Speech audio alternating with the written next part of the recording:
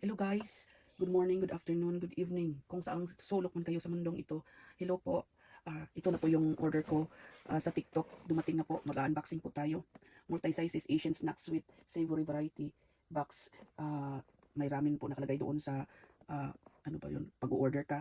May ramen, candies at may drinks. So, pero iwan ko kung ano ang laman nito. So titingnan natin kung anong laman nito sa loob. Kasi may nakalagay na fragile, diba? So sa totoo lang, expectations ko, malaki ang box na matatanggap ko kasi naghalaga kasi doon ng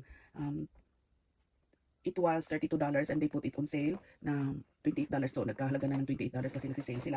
So pero the original price is you can get $29 to $127, yun ang price nila. Pero iwan ko kung gaano kalaki yung $127, so pero siguro malaki na yun, sobrang laki na ng box. Pero titingnan natin kung ano ang sa loob nito. Mag-unboxing ko tayo. Hindi naman mabigat, hindi naman mabigat. So, ang expectation ko talaga is, yung box na matatanggap ko malaki. This is the reality guys, maliit pala. sa halagang $28. Tadadan! So, ano ang nakalagay dito? Oops. May nilagay pa silang pa-thank you. Visit us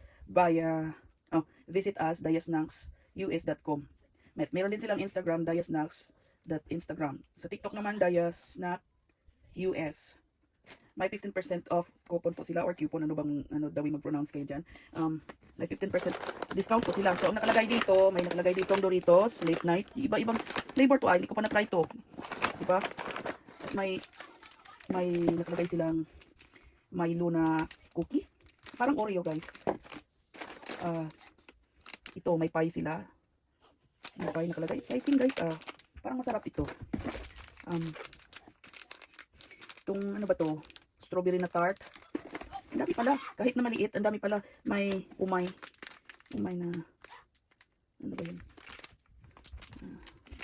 made na, ano ba yun, parang bacon snack na, ano ba yun, made in Japan.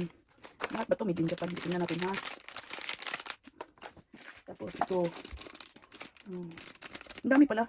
Yung mga nilalagay nila, mga maliliit na klase-klase na snacks. Ito, may custard cake pa. At may drink sila, blueberry, ano bang, Adi or Aid? Ano ba? Adi? Tayo na bahala mag-pronounce doon. May seaweed sila na, parang, may seaweed sila na junk foods. Ano ba yun? Ito. Tapos, cheesecake. Ang dami naman. Yun lang. Ito lang nakalagay na drinks nila. Hindi sa bote. Ito. Bar waffles. Kapoy ko. Ito naman. Ito. Lahat ito parang made in Japan. Ubi filled crackers. At nakalagay silang ganito. Ganito. So, iba-iba talaga. Nag-iisa-isa. Oo, wafer. At paki. So, at nilagay din silang dalawang sticker. Yun. Yun lang guys. Sa halagang $28. Original price it was 32, so they made it into like, they put it on sale and binaba nila yung price na halagang $28. Yun lang. Ito $2, diba? Worth it naman. Nung sa box pa nilagay, parang unbelievable. Sabi ko sa sarili ko, yan ba talaga halaga ng $28? Parang ang liit naman ng box, diba? Pero worth it guys, yung $28. Ang dami at iba-ibang klase na ang matitikman mong pagkain, ng mga snacks nila, iba-iba na. Oo, hindi ko pa natikman to lahat ito. May Asian store naman dito sa amin, pero hindi ako nakabili ng ganitong klaseng snacks. At lalo na dito sa drinks nila. So thank you, TikTok shop. At kung sino man gustong bibili, ilalagay ko po ang name ng shop nila sa basket ko. Order lang po kayo doon. Hanapin nyo lang po yung multi-sizes Asian snack box with savory variety box ramen candies drinks. Hanapin nyo lang po doon sa box, sa basket ko. Thank you po. God bless. Sorry po, first time ko po tumanin daw sa TikTok. Yung bulol-bulol po. Sorry.